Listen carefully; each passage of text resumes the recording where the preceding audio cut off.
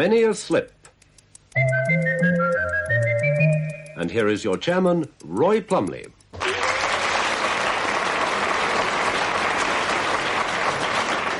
Many a slip, round 2, and the ladies won round 1 easily. The teams on my right, the ladies, Isabelle Barnett and Eleanor Summerfield. On my left, the gentlemen, Richard Murdoch and David Nixon.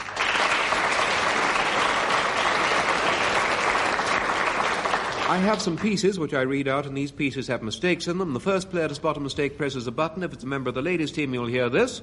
If it's a gentleman, you'll hear this. Scoring when we come to it, and the chairman's decision is final no matter how wrong he is. First piece.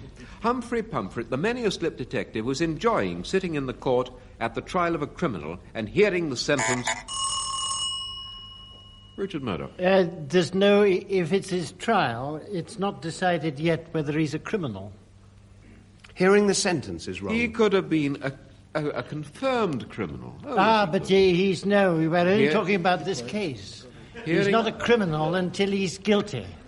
Yes, but you're rather jumping. It's a bit sub judice. I think I've caught Messiter there. No. I'm going to give you 1 mark. It's his first offence, you see. Messiters or the criminals. And the scoring, it's 1 mark for spotting a mistake, another for correcting it, and the marks are credited to your team. But if you press a button for a mistake and there isn't one, then the marks go to the opposing team. And our scorer is the mathematical Messiter. Mm-hmm. He was sitting in the court at the trial of a criminal and hearing the sentence of guilty. Although he had been instrumental, David Nixon. The verdict of guilty? The verdict of guilty, much better, 2 marks. Although he had been instrumental in the arrest, it had only come about because the police had thrown an accordion round the house. David Nixon. I hope they were members of the musicians' union. They were putting the squeeze on, were they? Oh, dear. Would a cordon... A cordon will do for 2 marks. Even with that precaution for the man's escape, the criminal had... Isabelle Barnett. Don't you take precautions against rather yes, than you for? do. Against the man's mistake. Escape, 2 marks. The criminal had descended down a main drain. Eleanor Summerfield. He couldn't descend anywhere but down. So that's tautology. That's tautology. That's 2 marks. But Pumfret, who had put himself entirely at the dispersal of the police... David Nixon. At dispersal. Dispersal, 2 marks. Got into the same drain by going down another manhole cover. Isabelle Barnett. But they hadn't gone down a manhole cover. I mean, they were you still can't descending. Go down a cover anyway. Anyway, no. Thank you. No. Yes. It's a little confused, ladies, Yes. but I get the meaning. You know. We leave out the word cover. Is Cover. that your wish? Yes, for thank 2 you. marks, right. The criminal found himself in an impasse with no way out. Pumfret was afraid of... David Nixon. Could that be tautology? Yes, it could. If it's an impasse, it must be. No way out. Pumfret, 2 marks, was afraid of having his throat cut behind his back, but he need not have... Isabelle Barnett. It might have been done from behind, but he keeps his throat in front.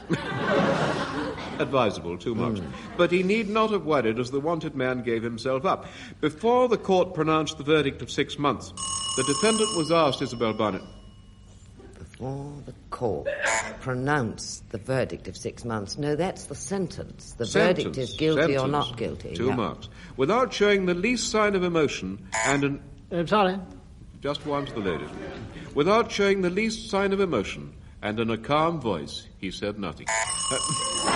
David Nixon. He must have been a ventriloquist. He was, 2 marks. And the score, the gentlemen are in the lead, 17-11.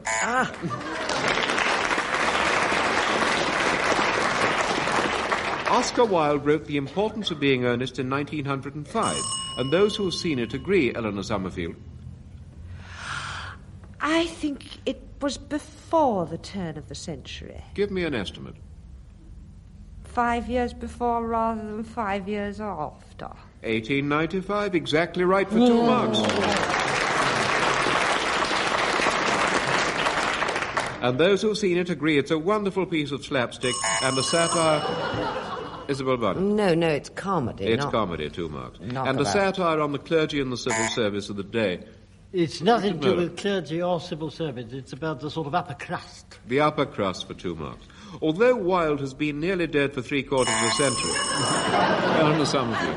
He's not nearly dead, he is very dead. 2 marks. None of the humour seems to have lost its edge. It's concerned with the aspirations of Jack Worthing for the hand and presumably the rest of the beautiful Gladys Fairfax. Eleanor Summerfield. No, Cecily. No, that was Gwendolyn. Gwendolyn. For 2 marks. You could have got 2 more points if you'd pointed out it should have been the aspirations of Jack Worthing. To the hand. Yes. You aspired to Yes. the hand. Yes. Mm-hmm. Yes. And marks are important at the moment because you're 19 each. Who is the daughter of the intrepid Lady Winkle? Isabelle Barnett. Oh, I knew you were going to make it. What was she called? Bracknell, 2 marks. In the 1952 film version directed by Anthony Asquith, this was a part unforgettably played by Dame Lillian Braithwaite. Richard Murdoch. It was Dame Edith Evans. So it was for 2 marks. Lady Bracknell at this point encourages the marriage. Isabelle No, Barnett. she's dead again, the whole thing. Again it, 2 marks. Because of the obscurity of Worthing's background. He has no information as to whom his parents are or were. Eleanor Summerfield. No, I suppose he hasn't. Who they were. Who they were, not whom. Oh, Yes. that's right. 2 marks. And he admits to having been discovered. What? He admits to having been discovered by Cardew Robinson in of all... David Nixon. But it wasn't Mr. Cardew. Cardew. It was Mr. Cardew. Something Cardew, Yes. wasn't it? Yes, it was. Thomas Cardew. Yes. 2 marks.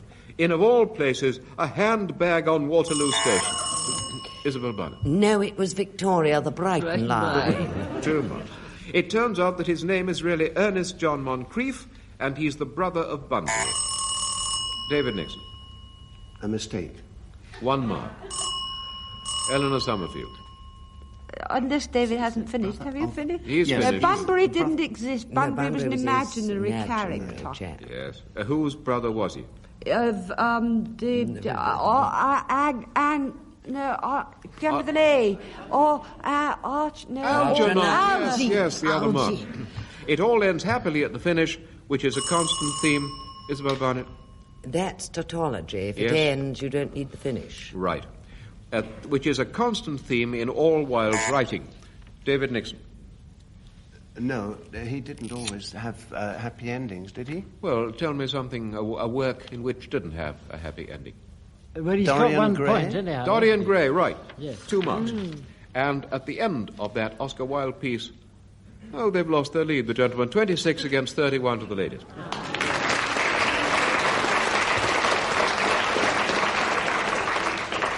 Memory test. Now I read out a piece of verse, and later in the programme I'll read it again, but differently, and the teams will tell me the difference. There's a rumour about that a Nona was seen in a red silk kimono. I don't think for a minute there's anything in it. Well, nothing apart from a Nona. And now over to our musical mistakes man at the piano, Steve Race.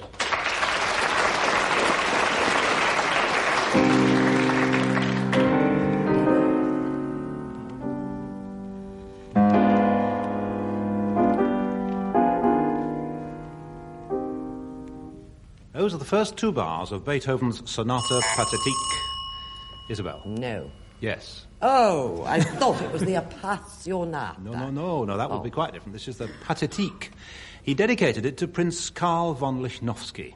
And the story goes that the prince, David Nixon... The Lichnowsky sounds as though you made it up. Well, no, actually I said Lichnowsky. Lichnowsky. And I didn't make it up. Prince Karl von Lichnowsky made it up. Or rather, his father did. He His father, inherited yes. So that's 2 back to the ladies. Actually, the story goes that the prince, on hearing it for the first time, said as the sonata ended, "That's pathetic." And it was called the... Eleanor, how nice to meet you. No, you're right. You're right too. You're right too. Quite near the start of that slow movement is a major scale. It's not the slow movement, by the way. Too late, Isabel. It's the first movement. A little too late, I think. There's a major scale followed by a big, bold tune. I'll play it for you from the start.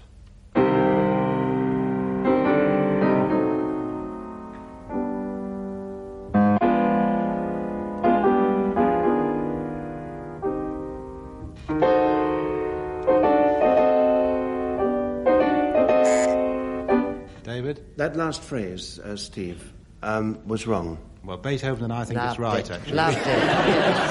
Well, I could improve. If you've got 5 minutes, I could improve on it. So that's 2 to the ladies. Now I'll pick it up from there.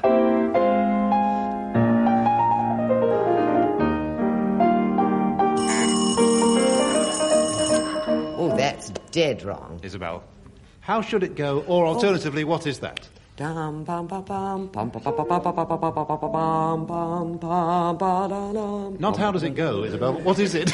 I have no idea. Should we go back to that pathetic thing? Yes, all right. I have no idea either. Just know that was dead wrong. I think you'll get 2 marks anyway for knowing. Here's something rather interesting. Beethoven, spelt backwards, sounds something like Nevotib. Tchaikovsky, backwards... Oh, no. Sounds like Iswakiact. Or David Nixon. You put a T on the end. Well, there's a T on the front of Tchaikovsky. It's pronounced a ch. Yeah, but the other way around, it's act. No, I'm right about this. No, sounds, you said, not looks. Ah, Roy, he's right, isn't he? He's right. He's right, yes. Right. And anybody who's right... And anybody who's right when the rest of us are all wrong gets 3 marks on this game. Quite right. I was going to point out that Tchaikovsky can be spelt with a W or a V, according to whichever you prefer. Either spelling is acceptable, so you have 2 alternatives. Now here's Eleanor. Here, you have 2 choices. Or 1 alternative. 1 alternative. You're right for 2 marks, yes. Here's a theme by Brahms.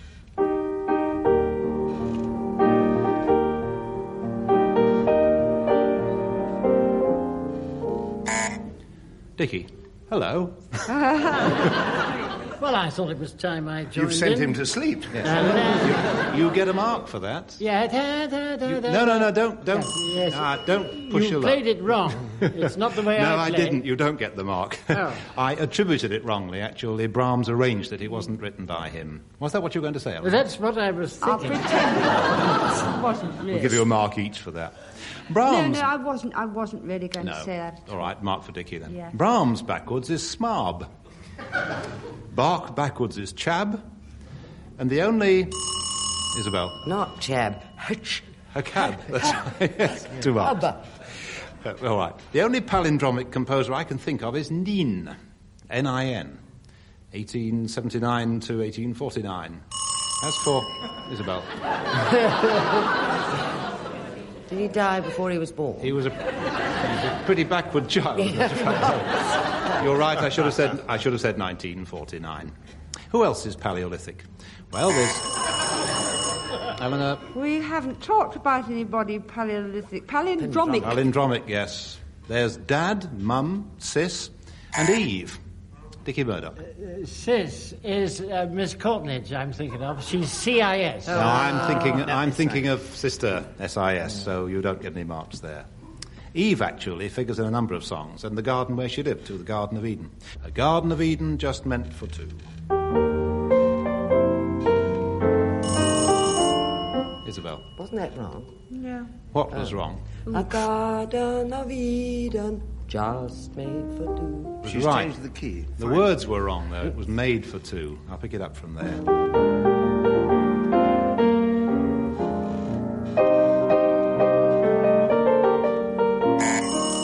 David. Yes, I played. I should have been. You're right. Just to wrap things up for this programme, here's the very end of that song made famous by George Robey and Vesta Tilly. Here it is. David, you rang before I'd made the mistake. What had you in mind? Sir George Robey. Sir George Robey. Why should I help you out of your problems? I'll start again. Made famous by George Robey and Vesta Tilly. And here's the end of that song. Dicky. It was Violet Lorraine. You get the mark. Yes.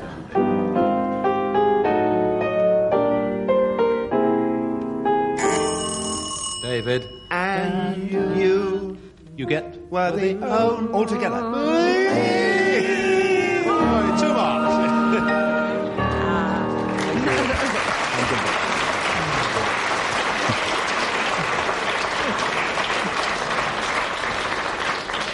Thank you, Steve Race. It's close, 44 to the gentlemen, 46 to the ladies. There's a story about that an owner, Eleanor Summerfield. There was a rumour about 2 marks. Was seen in a black wool kimono. David Nixon. A red silk. 2 marks. I don't think for a moment. David Nixon. I didn't think for a minute. 2 marks. There's a word of truth in it. Isabelle Barnett. There's anything in it. 2 marks. Possibly Jerry Colonna. David Nixon. Nothing that is but an owner. Nothing except a nona. Nothing... Nothing... only a nona. 1 point. 1 point if the ladies... That is apart from a nona. Apart from... point to the ladies. Nothing apart from a nona. Score, then, 49 to the gentlemen, 51 to the ladies. Thinking back to 1942, the main subject of 1942 seemed to many at the time to be the war. Rommel captured Tobruk, which until then had been... David Nixon? Slip of the thumb. Just one to the ladies, which until then had been French held. Isabelle Barnett? No, it's held by Australians, New Zealanders and British. 2 marks. The Axis forces reached El Alamein, at which point Montgomery was defeated. David Nixon? No, he wasn't. He beat Rommel, 2 marks. But other things were happening, 2 marks, which had no connection with the war. For instance, Sartre wrote the play Les Mouches. C.S. Lewis wrote the Screwtape Letters. Ilya Ehrenberg, the Russian novelist, wrote The Fall of Paris. In the world of entertainment, Isabelle Barnett. But that was a war story about the fall of Paris. It was, 2 marks. In the world of entertainment, Disney produced Bambi and Greer Garlick appeared in the film David Nixon. Greer Garson. Greer Garson, 2 marks, appeared in the film Mrs. Miniature. Opposite that fine David Nixon. Mrs. Miniver. Mrs. Miniver, 2 marks. Opposite that fine and sensitive actor Walter Dove. Richard Murdoch. Pigeon. Pigeon, 2 marks. The George Cross was awarded to the island of Malta by the Queen. Isabelle Barnett. It was a king in those days. George VI, 2 marks. This was also the year of the discovery of the Mildenhall treasure, a large collection of Roman silver found in Sussex. Isabelle Barnett. Well, if it was named after where it was found, it must be Suffolk. Suffolk, 2 marks. Score now 60 to the gentlemen, 68 to the ladies.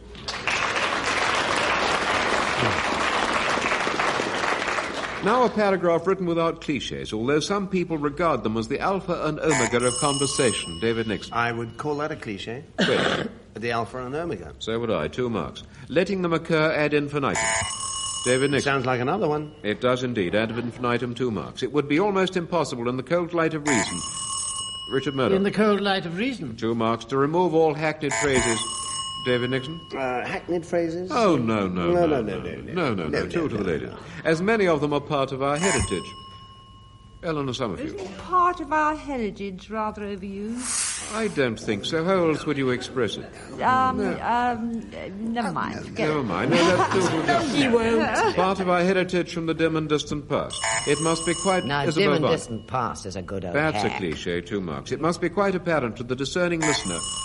David Nixon. The discerning thing. Listen. Certainly, 2 marks. That in point of fact, cliches have been used... Richard Murdoch. In point of fact. 2 marks. Cliches have been used from time immemorial. David Nixon. Time immemorial. Certainly, 2 marks. Good broadcasters spare no pains in their avoidance. Isabelle Spare Barnett. no pains. 2 marks. But in many broadcasts, if one listens for more than just a minute... David Nixon. Just a minute. It's another radio show. Yes, I know. There's a commercial here that Message has put in. It soon shows that there's many a slip. And I refuse... We're not hackney. No, neither of those 2 phrases is a cliche. Score now 80 to the gentlemen, 74 to the ladies.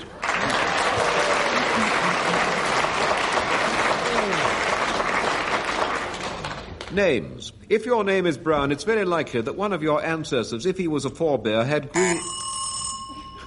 Yes, who was that? Well, it was me. He must have been a forebear. He must indeed. 2 marks. David Nixon, do you want to argue? I'm going for 3 points here. You said... You mean Goldilocks and the Three Bears? No. You said if he was a forebear, Yes. if he were a forebear, please. Yes, you're right. For 3 marks, of course.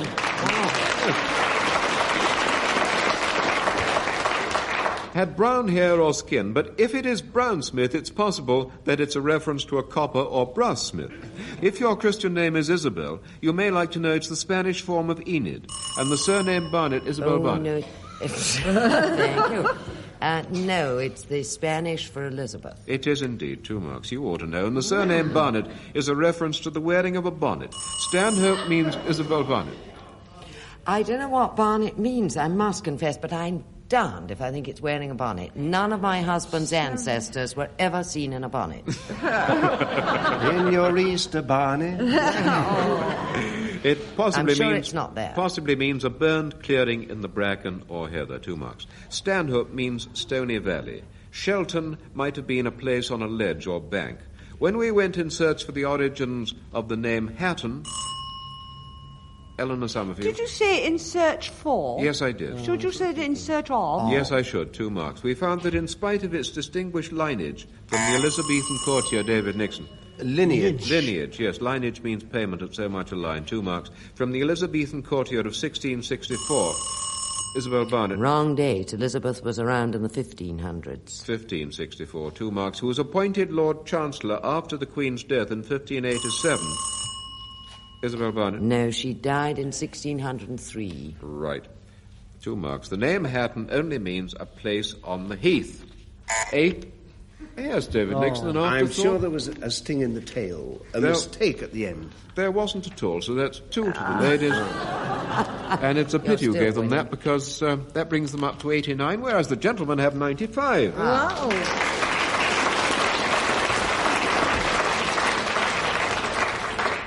The many-a-slip game warden, Willem van Stoop, this week finds himself in an untamed African jungle, listening to the hunting call of a lion.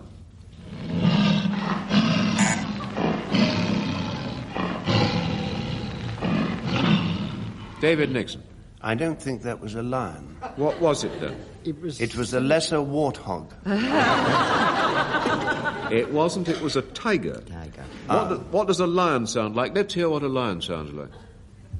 What, from me? From you. 1 mark. Well, that's a very young lion. All right. You've got 2 marks. Let's hear what a real lion sounds like.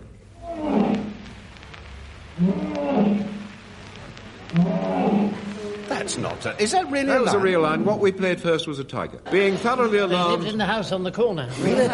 Being thoroughly alarmed, Willem shins up a sequoia in time to catch a fleeting glimpse of a silvery gibbon. Back on the ground again. David Nixon. The silvery gibbon? Yes. There aren't any gibbons in Africa. Not silvery ones. Quite right, yes. They're only wild in Java and Borneo. 2 marks. You could have got another 2. Isabelle Barnett. I don't think you shin up a sequoia. Why not? It's got too many branches. Because sequoias, like big sequoia and red sequoia, only grow in North America. 2 marks. That's the answer I wanted. Back on the ground again. Yes, Willem... I did. Yes, You Richard said that Murdoch. before. It'd be better if you just said back on the ground. You don't need a game. Quite right. Quite right. For 3 marks. Yes, Exeter out again. Back on the ground, he suddenly heard...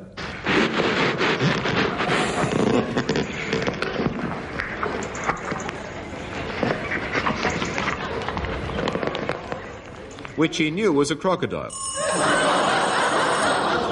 Eleanor Summerfield. That was no crocodile. What was it, then? I tremble to think. Someone in a terrible state. What? It was a creature. Yes. Yes. Such as? Like a water-type creature. Such as? Ooh, the hippopotamus? Right. Yes.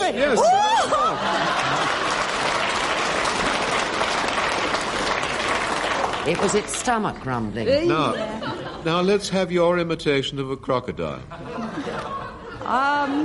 Well, it doesn't make much noise, except when it's not very well. Let us have your impersonation of a sick crocodile.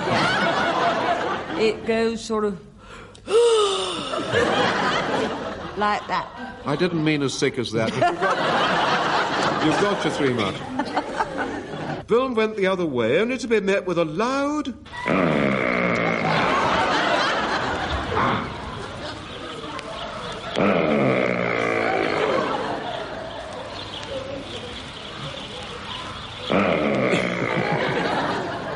which some people may recognize as a black wildebeeste or a white-tailed canoe. Yes, David Nixon.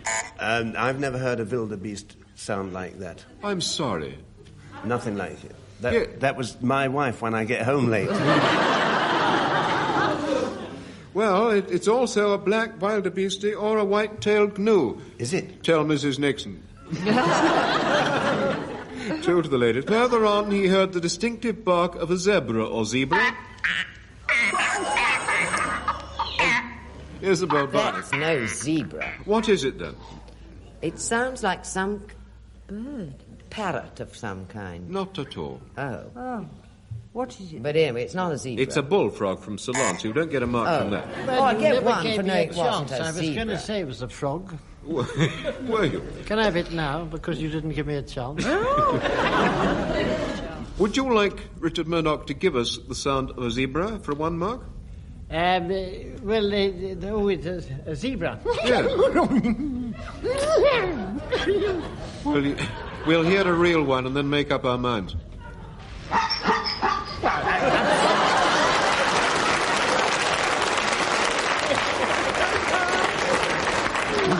No mark for Murdoch. At this, he fled swiftly out of the jungle to the veldt, where he'd left his Land Rover and drove away.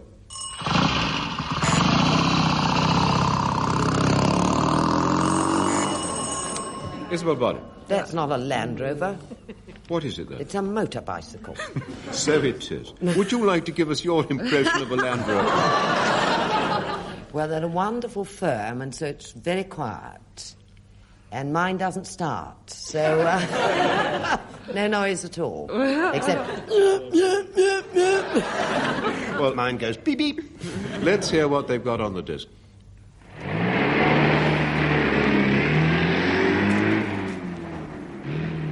That's a wildebeest. Just 1 mark to Isabelle. Score now. 100 to the ladies, 107 to the gentlemen.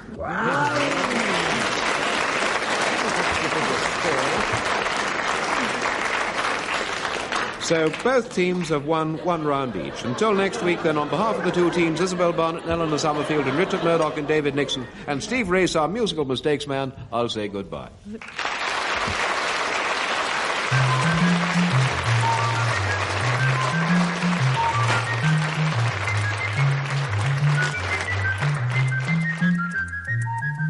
Many a Slip was written and devised by Ian Messiter. The chairman was Roy Plumley, and the producer Trafford Whitelock.